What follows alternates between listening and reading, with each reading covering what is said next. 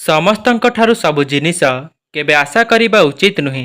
କାହିଁକିନା ଲୋକ ଏଠି ମୁହଁରେ ଗୋଟେ କଥା କୁହନ୍ତି କିନ୍ତୁ ମନରେ ଆଉ ଗୋଟେ କଥା ରଖିଥାନ୍ତି। ଚରିତ୍ରରେ ମଇଳା ରଖି ଚେହେରାକୁ ଯେତେ ସଜାଇଲେ ମଧ୍ୟ ସେ ସୁନ୍ଦରତାର କୌଣସି ମୂଲ୍ୟ ନଥାଏ। କାହିଁକିନା ଆଇନା ଆଲୋକରେ ଚମକିଥାଏ, ଅନ୍ଧାରରେ ନୁହେଁ। କାହାର ଖରାପ ସମୟ ଆସିଲେ ତାକୁ ଆଘାତ ଦିଅ ନାହିଁ। ପାରୁଛ ଯଦି ତାକୁ ଯାଇ ସାହାଯ୍ୟ କର, କାରଣ ଖରାପ ସମୟ ତୁମର ବି ଦିନେ ଆସିପାରେ। ଆଜିକା ଦୁନିଆରେ ବିଶ୍ୱାସ କରି ନିଜର ସମସ୍ୟା କାହାକୁ କୁହନ୍ତୁ ନାହିଁ, କାରଣ ମିଠା ମିଠା କଥା କହୁଥିବା ପ୍ରତ୍ୟେକ ବ୍ୟକ୍ତି ଆପଣଙ୍କର ବନ୍ଧୁ ନୁହନ୍ତି।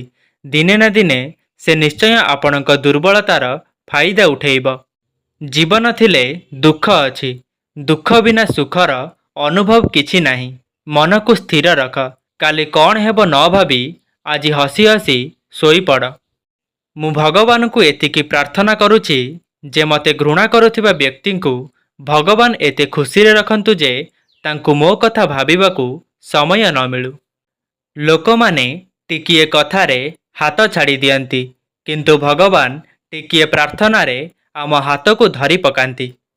ମଣିଷର ତୁମେ ଯେତେ ବଡ଼ ଉପକାର କର ନା କାହିଁକି, ପରବର୍ତ୍ତୀ ସମୟରେ ତୁମର ସାମାନ୍ୟ ଭୁଲ ହେଲେ ସେ ସେହି ଉପକାର କଥା ଟିକିଏ ହେଲେ ବି ମନେ ପକାଇବ ନାହିଁ। ମଣିଷ ସେତେବେଳେ ଏକା ବଞ୍ଚିବା ଶିଖି ଯାଇଥାଏ ଯେତେବେଳେ ସେ ବୁଝି ଯାଇଥାଏ ଯେ ଏହି ଦୁନିଆରେ ସମସ୍ତେ ନିଜ ସ୍ୱାର୍ଥ ପାଇଁ ବ୍ୟସ୍ତ ଥାନ୍ତି। ଲୋକମାନେ ତୁମ ବିଷୟରେ କ'ଣ ଭାବୁଛନ୍ତି, କିପରି ଅନୁଭବ କରୁଛନ୍ତି ତାହା ଜାଣିବାକୁ ଚେଷ୍ଟା କରିବା ପରିବର୍ତ୍ତେ ନିଜ ଜୀବନଶୈଳୀକୁ ମାର୍ଜିତ କର। ସକାରାତ୍ମକ ଚିନ୍ତାରେ ମର୍ଜି ରହି ଖୁସିରେ ବଞ୍ଚ। ମୋତେ ଖରାପ ଭାବୁଥିବା ଲୋକଙ୍କୁ ମୁଁ ବେଶୀ ପସନ୍ଦ କରେ, କାରଣ ସେମାନେ ନିଜ ବିଷୟରେ ଚିନ୍ତା ନ କରି ମୋ ବିଷୟରେ ଅଧିକ ଚର୍ଚ୍ଚା କରନ୍ତି। ବେଳେବେଳେ ସମୟ ମଣିଷକୁ ଏପରି ପରିସ୍ଥିତିକୁ ନେଇ ଆସେ, ନା ମଣିଷ କିଛି କହିପାରେ ନା କିଛି ସହିପାରେ। କେବଳ ଧୈର୍ଯ୍ୟ ଧରି ଭଲ ସମୟକୁ ଅପେକ୍ଷା କରିଥାଏ। ସେ ଯେଉଁ ଭାଷାରେ ହେଇଥାଉ ନା କାହିଁକି, ଯେଉଁ ବ୍ୟକ୍ତି ସଚ୍ଚା ମନରେ ପ୍ରାର୍ଥନା କରିଥାଏ ସେହି ପ୍ରାର୍ଥନାକୁ ଈଶ୍ୱର ନିଶ୍ଚିନ୍ତ ସ୍ୱୀକାର କରନ୍ତି। ଜୀବନରେ କିଛି ଭଲ କାମ ଏମିତି ବି କରିନେବା ଦରକାର ଯାହାର କେବଳ ଭଗବାନଙ୍କ ଛଡ଼ା ଅନ୍ୟ କେହି ସାକ୍ଷୀ ନଥିବେ।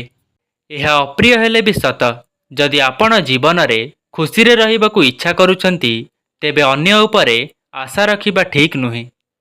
ଯଦି ଆପଣମାନଙ୍କୁ ଏହି ଭିଡ଼ିଓଟି ଭଲ ଲାଗିଛି ତେବେ ଲାଇକ୍, ସେୟାର ଏବଂ କମେଣ୍ଟ କରନ୍ତୁ।